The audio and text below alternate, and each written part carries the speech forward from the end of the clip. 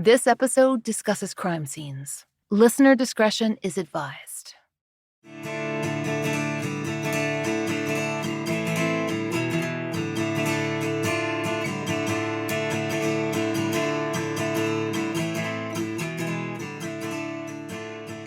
This is The Fall Line.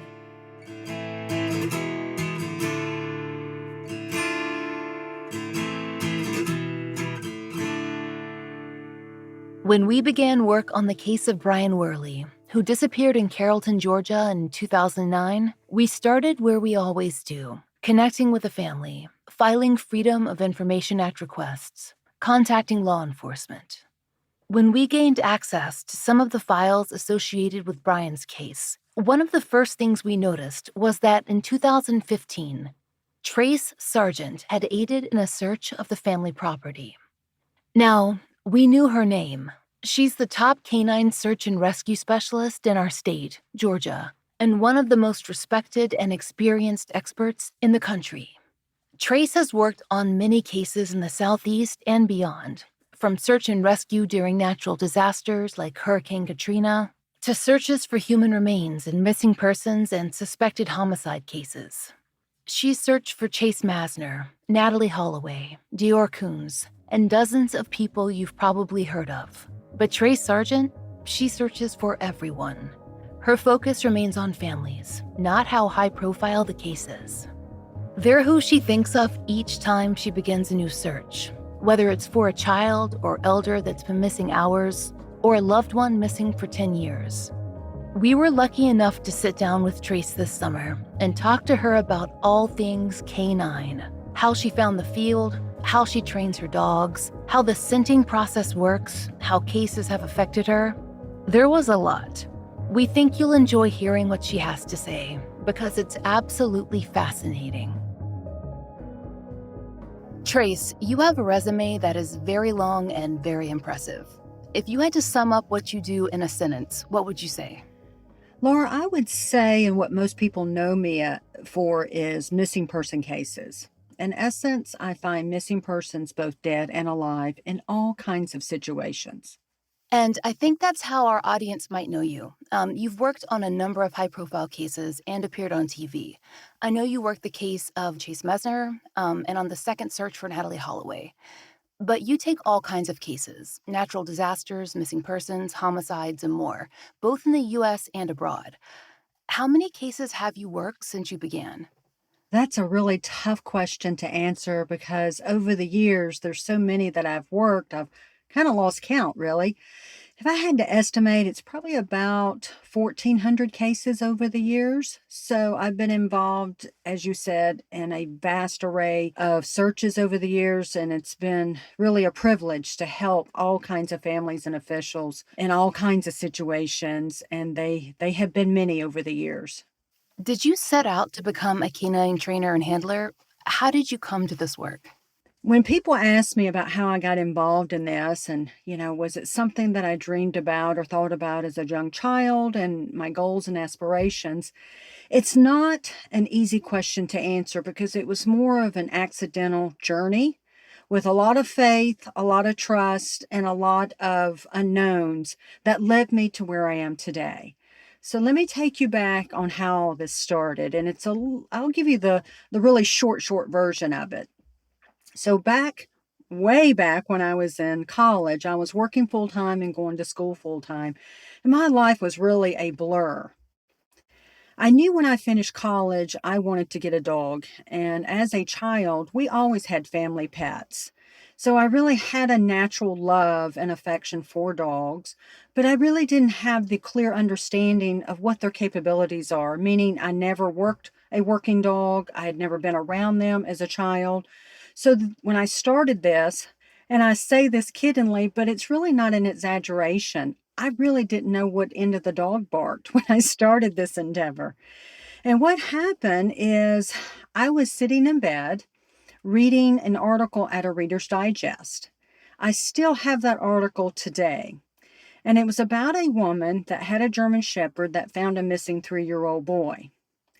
Well, that really sparked a curiosity, planted a seed for me because I had just finished college. I did some research. I knew I wanted to get a dog, and I didn't know exactly what kind of dog. I didn't know exactly what I wanted to do with it, but I wanted it to be more than just a companion or a pet. So in my research, I found that the German Shepherd breed was the perfect breed for me. We had never had German Shepherds before when I was growing up. And literally the first puppy that ran to me, that's the one I picked. So he was a few months old, and I knew that he wasn't going to be small forever. And I knew that he was going to be a big, strong dog. So I thought, well, I need to take him to some obedience classes, socialization classes. A friend of mine had told me about agility courses, and I did that a little bit, and it was just a really wonderful experience. Met some great people, learned a lot of things. But what happened, Laura, is that something was just really gnawing at me, that I wanted to do something different and special with this puppy, but I really just didn't have any idea. At that point, he was probably about a year old, and fate stepped in. And that fate was that article that I mentioned earlier in Reader's Digest. As I read this article, it really just sparked something in me that I can't explain. And it was, in essence, the seed, the motivation, the passion, the idea of, wow, if she can do it, I can do it. So that's how all of this started. So what led from there was I made a bunch of phone calls, and mind you, I was living in Alabama when all this started. So I was born and raised in Alabama, and I had heard a bunch of stories about different people doing these different things, but it always led back to a specific law enforcement officer. And I really have to give him a lot of credit because he became my mentor, and he really was the foundation of not only getting involved in missing person cases, but really changed my life in so many ways. So I have to give him a lot of credit. He's unfortunately deceased now. He passed away quite a few years ago, but his name was Joe Howell. So I reached out to him. I told him who I was, that, I had this dog, a German Shepherd, and I'd heard that you know a lot about tracking people, dead or alive. And I wanted to, reach out to you and ask you questions on how to train these dogs and what's involved and things like that. Well, to my surprise, he agreed to meet with me. Please note that when I met him and when I had heard about him, I really expected him to be 10 feet tall and bulletproof. But when I finally met him, he was about my size, not much bigger than I am. But what he lacked in size, he really made up in personality and his confidence and his knowledge and skills in dogs. Probably the best thing that helped me with all of this was that I was young, dumb, stupid, naive, clueless is what I was getting myself into. I mean, that's the honest truth. If I really knew what I was getting myself into, I thought, oh my gosh, I've got to be out of my mind to do this. Well, that helped out a lot because he did a little demo. Zach was my dog at the time, and Joe ran off to go hide. And he said, I just want to see what your dog will do. Mind you, me and Zach had never done this before, and I just kind of looked at the dog. I said, I have no idea what I'm doing. I'm going to have to follow you. You to figure it out. So by just pure chance, he figured it out, and he found Joe, and he said, yeah, he seems to be a pretty nice dog. And I tell you what, I'll help you not only train you on how to train your dog, but I help you train your dog, but with the condition that you come out and lay tracks for my dogs. He had 2 dogs at the time, and I thought, oh my gosh, that's a great deal. So he and myself and others started working together. And what had happened is that the first time I laid a track was with his bloodhound. I have to tell the listeners this because they'll get a kick out of it. And it'll also explain, because I get the question a lot, why don't you use a bloodhound? Well, this is why I don't use a bloodhound. They're great dogs and they have amazing abilities, but I just prefer shepherds. So in this case, his bloodhound, he asked me to go hide. Well, I wanted to try, to say, okay, I'm going to do exactly what he needs me to do. And I ran off into the woods. It was in the middle of the night, and I'm lying there in the woods, just waiting, for them to show up. And I don't know, 45 minutes later, I hear this noise and this commotion. And imagine that scene in King Kong with the trees are parting. You can't see King Kong, but you can see the trees, you can see the bushes, you can hear branches cracking and breaking, and all of a sudden this huge god awful slobbery smelly monster comes running toward me and basically just lands on top of me. And oh, it was comical because he smelled horrible. I mean, horrible. So, but he found me, and we petted him, and he was all excited about it. Well, I was an hour from home. I am not making this up, Laura. When I got in my car, I literally had to roll down my windows. I couldn't stand the smell of myself with that bloodhound slobber and just everything about them. They're great dogs, but just they have a unique smell about them. So that was my first experience with that dog. And then the second dog was his bite dog, which was Max, a black German Shepherd. And let me just give you a words of advice. Again, when I go back, young, dumb, stupid, and clueless, this is where I am. When a police officer tells you, whatever you do, don't run and don't scream when I have my dog track you down, you don't just say okay and just run off like I did. You start asking more questions about why is that important to know. So I, of course, just run off and in the middle of the night, and I really wanted to try to impress Joe and the other officers. So I decided to hide under this tree that was almost like a Christmas tree with the branches all the way down. So I'm lying on my stomach. It's in the winter. I'm wearing a heavy jacket, and I hear the dog and them running toward me. Then all of a sudden, I hear the dog coming from underneath the tree. Then I'm hearing him sniffing right there, and now he's on top of me, and he's on my back. And of course, I'm expecting to hear Joe, any second.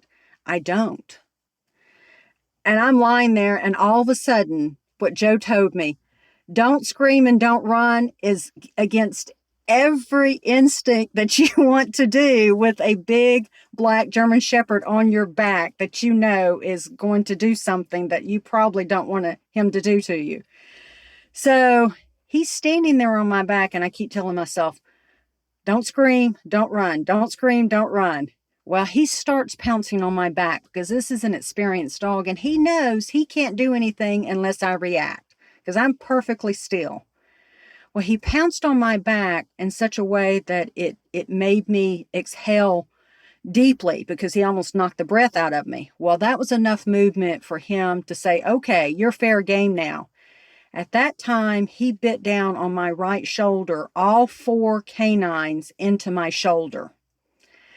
I still am saying, don't scream, don't run. But what I did do is that I turned over, and now on my back, and I'm holding him at the scruff of the neck, and he and I are eye to eye. And I'm still saying, don't scream, don't run. And I'm thinking, where is Joe? And all of a sudden, as this dog is about to do whatever to me again, that's when Joe yells, Max, no, and he pulls him off of me. That was my introduction to his second dog. Again, young, dumb, clueless, naive. Yes, I was. And I survived all that. And I have to tell you later on what Joe commented about that years later. To explain Joe and the other officers, mind you, I was a civilian at the time. And in law enforcement, there is something about, being in the club. They really, were apprehensive at first. But once they realized I was passionate, I was sincere, I was dedicated to doing this, they really became my brothers. They welcomed me with open arms and really helped me in this journey. And I have to give them so much credit. So years later, understand that Joe is one of those people, he has no filter at all. I can't tell you how many times after he and I did training, I would get into the car and I would be in tears because it was just, he said such horrible things and, harsh things, and he didn't sugarcoat anything. And it was just something I was not used to. But years later, he came up to me and he said, I tell you what, kid. And he would call me kid because he was much older than me. He said, I need to explain too. I was still not a police officer at the time. He looked at me and he said, I tell you what, kid, I have been harder on you than anybody I've ever been hard on. And I have worked with a lot of people over the years in K-9 and law enforcement. He said, but I've never been harder on anybody than I have you. He said, first of all, I wanted to see how serious you were because you really didn't have a clue as to what you were getting yourself into. But also, I knew that you could handle it. And thirdly, you need to be tough in this world we live in and in law enforcement and public safety and finding missing persons and all of that. You really have to be tough to do it, and especially do it for a long time. So I hope you understand, why I did it. And he said, having worked with you and others over the years, I would put you up against anybody, civilian or law enforcement otherwise. And that was the highest compliment he ever gave me. And he said, if I had to choose anybody to watch my back or cover my back, it would be you. Because Tracy, you just have worked so hard, and I'm very proud of you. When I had started this, I was just so naive. This is not a glamorous life or choices that I make in finding missing persons. So it's really helped me in so many ways. One of those is just the mental part of doing this kind of work. But secondly, I found my calling. I found my passion in life, and that is public safety and finding missing person cases. With my experience, it really opened up my eyes on what I wanted to do with my life. And that's when I became a police officer and a firefighter, an EMT, emergency management, a K-9 master trainer, a ham radio operator, all of the aspects of public safety because I found my calling. So the question going back, did I intend or plan on becoming a K-9 handler and being where I am today? No, I didn't. I did not. But I'm so glad that I discovered that at such an early age. And I've had so many people help me along that journey. And it's been an incredible journey. And I'm so thankful for everybody that's helped me along the way.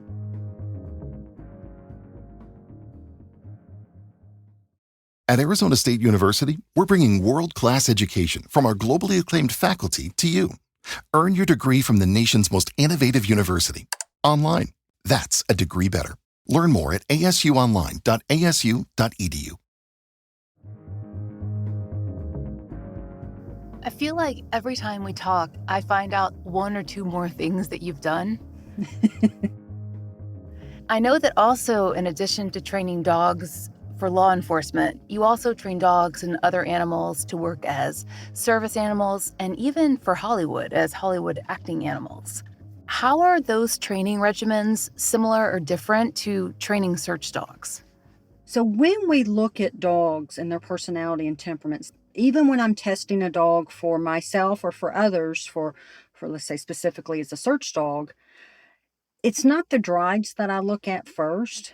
It's the core of who that dog is, the essence of who they are, their personality and their temperament, and what is best suited for their natural needs from a mental standpoint, physically, and the drives themselves.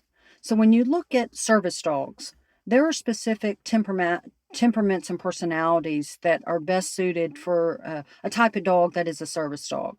Same thing with dogs that are involved in production work and what we call Hollywood. I've seen some rock star dogs outside of a production set, but when you get them on production, it's a very different world to them. And some dogs are just not comfortable in that kind of environment. And then, of course, the search dogs or detection dogs, we have to make sure that they have a specific drives and personalities and temperament for that. Well, let's say we evaluate them as a search dog. Well, they have a lot of things going for them, but they may not have the drive or temperament for that kind of work. It doesn't mean that they're not a good dog or even a great candidate for something else. I have placed a number of dogs that I evaluated for search and rescue, but actually winded up being a service dog, and they were perfect for it. The way to describe when you look at working dogs and, let's say, companion dogs or family dogs, to really sum it up in one sentence, is that a good working dog does not make a good pet, and a good pet doesn't make a good working dog. That's probably the best way to describe it. Specific dogs or specific breeds of dogs seem to excel at this. I mean, obviously, let's say for obvious reasons, a Pomeranian is probably not your first choice for search and rescue. So there are specific breeds that do very well at this. But I have to say that all of my dogs except one dog I got just out of unusual situations, either out of a high kill shelter or maybe a dog that had, maybe not perfect for a show ring or something like that. So, regardless of where the dogs come from, you still want to look at whether they're a $5,000 dog or a $5 dog. It's not the price that you pay for that dog. It's more about who the essence of that dog is and finding what they're best suited for. And I've seen that across the board. When, again, we're talking specifically about search dogs, when we're evaluating those dogs, we look at drive. And one of the questions I get is that, how do you make your dogs do this? And the answer is, I don't. I really can't take much credit for these dogs at all. It's simply channeling those natural drives and instincts that they already have imprinted and ingrained genetically into them. For example, when we're teaching a dog how to track somebody down, they're in essence tracking an animal down. A human being is an animal. So instead of a rabbit or a deer, we're channeling that drive to hunt down something, and that prey is a human being. And when they find that person, it's a positive reinforcement to them. So the same thing with cadaver work. It's very similar to, let's say, a bird dog. So they're ranging and they're trying to find a specific scent that is not moving, it's just stationary. So drug dogs, bomb dogs, and cadaver dogs are all detection dogs. So it's not a matter of them knowing that they're finding drugs or bombs or even dead people. It's a matter of they're finding a positive reinforcement. So again, bird dogs, they want to hunt. And that's what detection dogs do. They hunt. So we just channel those natural drives to hunt something down, whether, again, it's bombs, drugs, or dead people. So when they find those things, they get rewarded. And that's something that I get a lot of people asking me, how do you make your dogs do this? And you don't. I'm really just the driver. I'm the chauffeur, I'm the cleanup crew, I'm the hairdresser, and I'm the chef, and I'm the maid.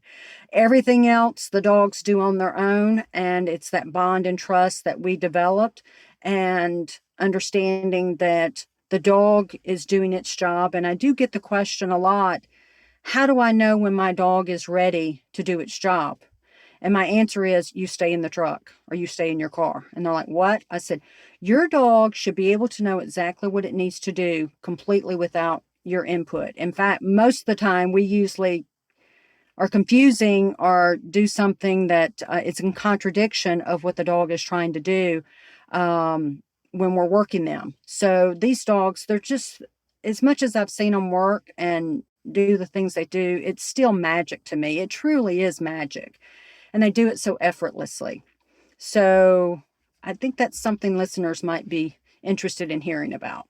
So this next question I feel is really related to that. How would you prepare a dog differently for searching, say, a natural disaster site versus for a missing person? And also tying into that, are some dogs specialized for a certain kind of situation? Okay, so Laura, let's start from the basics. When we look at a dog and evaluate him for a specific job. So let's focus again on searching for live persons, because we have a lot of recent events with the condo collapse down in Miami, and then these natural disasters that we have, and the earthquake in Haiti. So those are disaster that involve an urban type of setting. Those dogs are specialized dogs, and they specialize in finding missing persons alive in these collapsed buildings because we want to find as many people alive as we can and as quickly as we can. So when you compare that to that dog finding people, let's say in a wooded environment, again, just an area search, it can do that and do that well too. Now, what you can't do, and what I have seen sometimes, some dogs that work in a wooded environment, they are very comfortable and they excel at. But when you ask a dog that's used to working in a wooded environment to get on these collapsed buildings, some of them are very uncomfortable with it. So when we are training or looking and evaluating dogs for disaster work, we have to make sure that they not only find people with good drive, but they're comfortable and they have the agility and at a comfort level in being in that type of environment. And I have to address my own personal dogs. So I have a yellow lab, Chance, and I have a black shepherd, Draco, at this time. And then I just acquired a Malinois named Taz. So if you look at those three dogs, all three of them have great drives. They're great working in a wooded environment.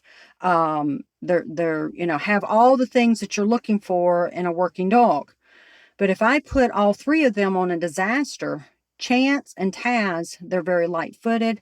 They're very comfortable and very agile.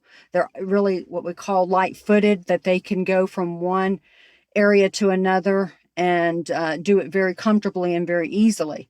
Whereas Draco, he's got 4 left feet. He'll do it, but it ain't pretty, and he just doesn't like it. So we respect that. Doesn't mean that he's any less of a dog. It's just he's not comfortable with that type of environment.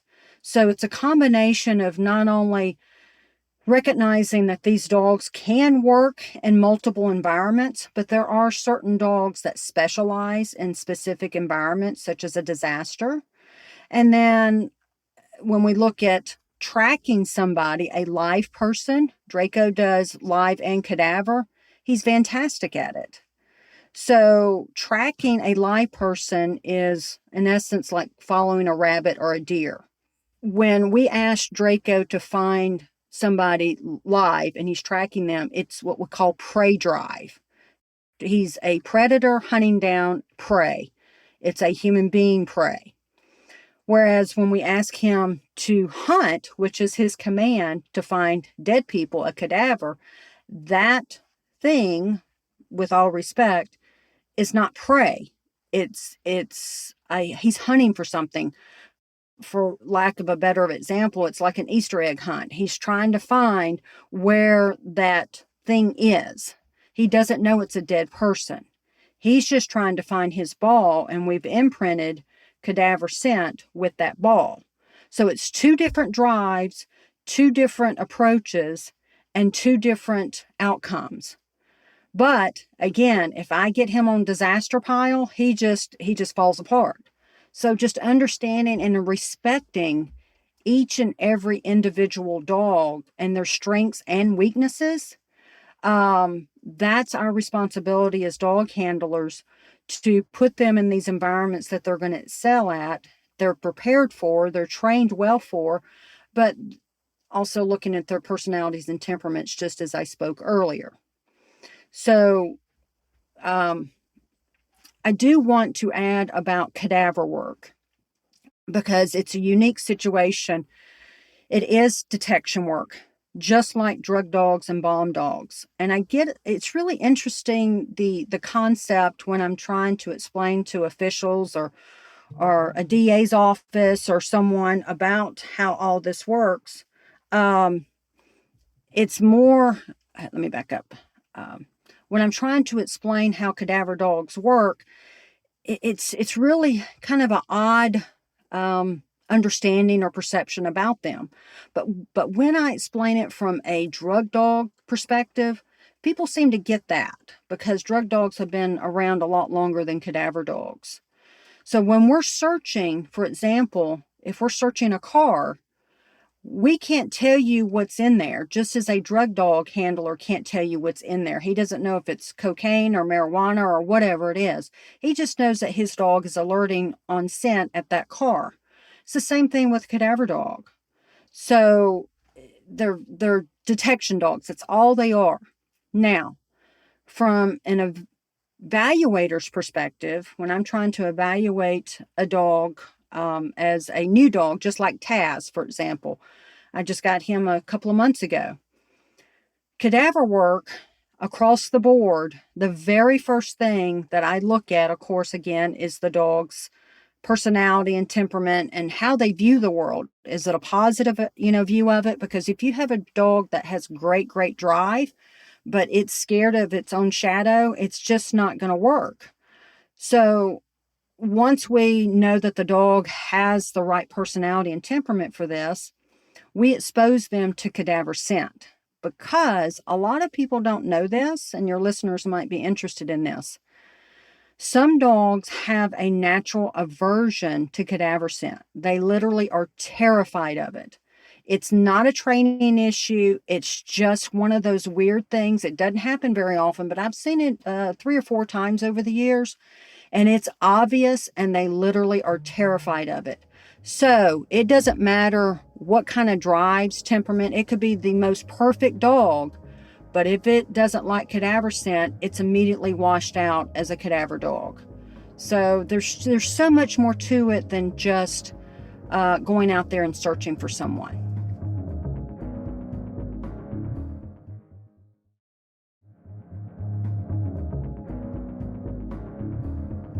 So, how do you train a dog to know and seek the smell of human remains? Whatever the dog needs to be imprinted on, and when I talk about imprinting, it's a positive reinforcement, and we use toys as the reinforcement, that they're scented with a particular scent. And that could be anything from, again, drugs, bombs, even cancer, just whatever scent. Now, when we talk about cadaver scent, we're talking about human remains scent. And I want to emphasize again, dogs don't know that they're finding dead people. And I get that question, that doesn't it make the dog sad? Doesn't it make them depressed? It absolutely does not, because they are looking for their toy. It's a very positive, rewarding experience for them to find human remains, even though it can be a distressing situation for the human counterparts of that. So specifically training a dog for that, we use like rags, for example, putting them in a body bag with a body, so that rag absorbs that scent. We don't have to have body parts.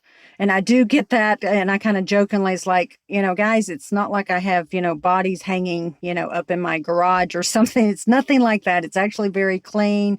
It's very safe for myself and the dogs. We don't interact with, any of that kind of material.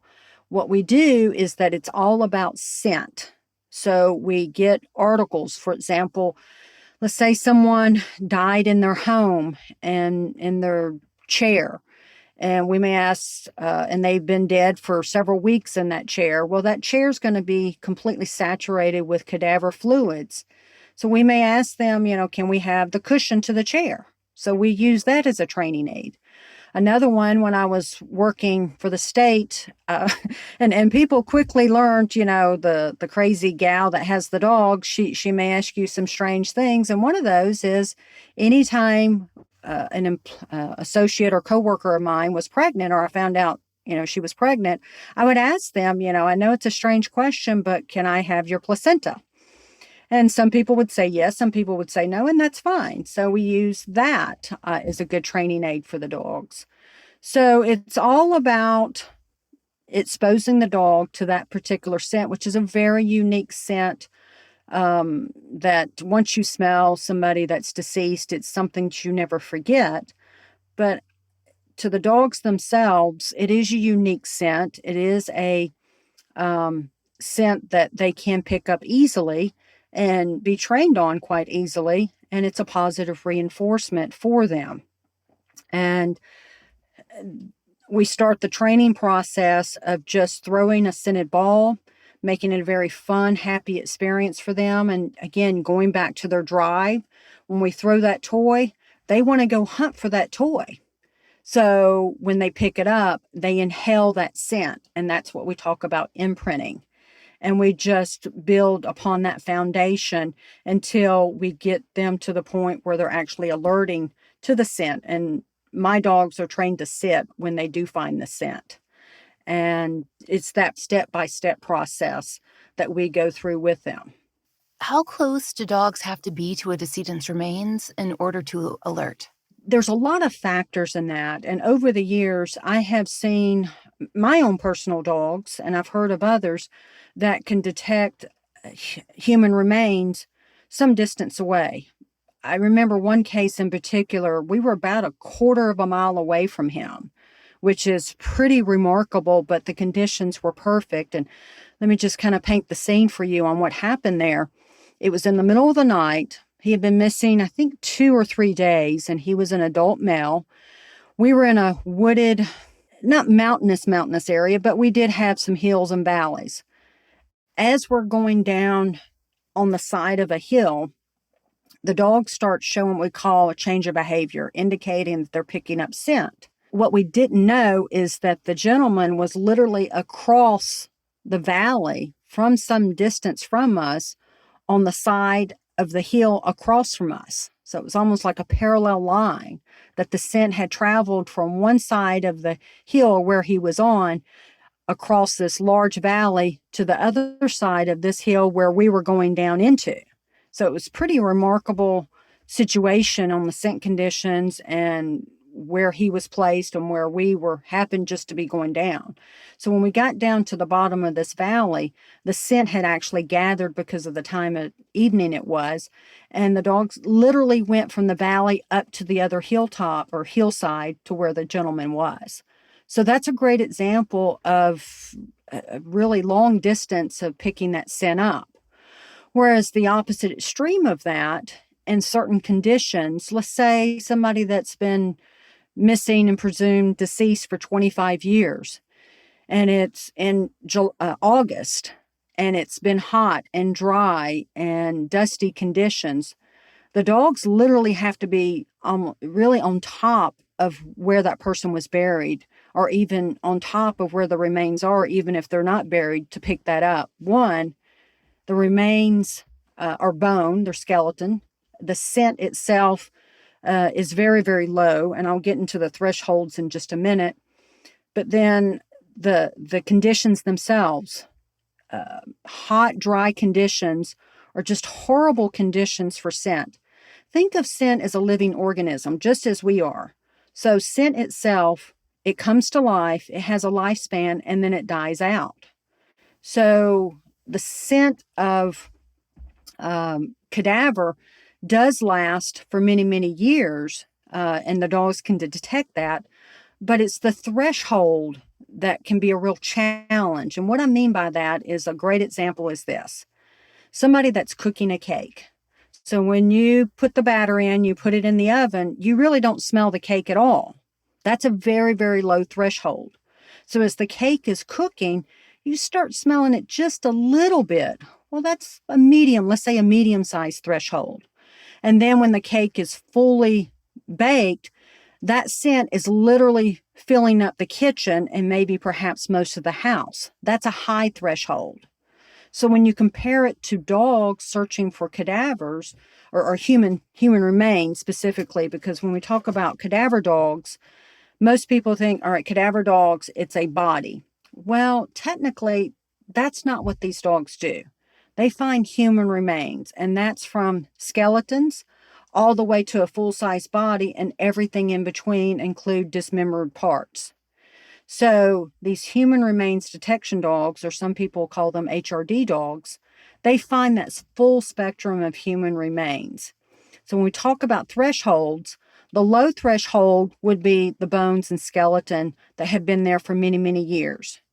The medium would be, let's say somebody's been missing for several months, maybe 6 months or less, and we can't detect the smell, but the smell, is still easily detected by the dogs. But then a high threshold would be a full-size body that's been missing, let's say, a week in an environment that accelerates the decomp, that makes them really, really smelly, that even we can pick it up. It's like, well, that's a really strange smell. Where is that coming from? Even we can smell that. So that's the comparison of when we talk about thresholds in dogs, and we have to train them for those different thresholds. And getting back to your question, how close does a dog need to be to find someone? It has a lot of factors, including the thresholds of what they're working with. Do you have to train dogs on how to work and identify remains in different environments, natural environments, swamps versus prairies, or are the differences intuitive to them? Well, Laura, going back to what I said earlier about the thresholds, it's not so much about the different environments. It's more about, again, is the dog comfortable in that environment? And we talked earlier about working a disaster scene versus a wooded area. And the thresholds themselves, I would say probably when you compare those different areas you just described, swampy areas are a little bit unique. And we discovered this actually during the Tara Grinstead case, which was a very high profile case here in Georgia.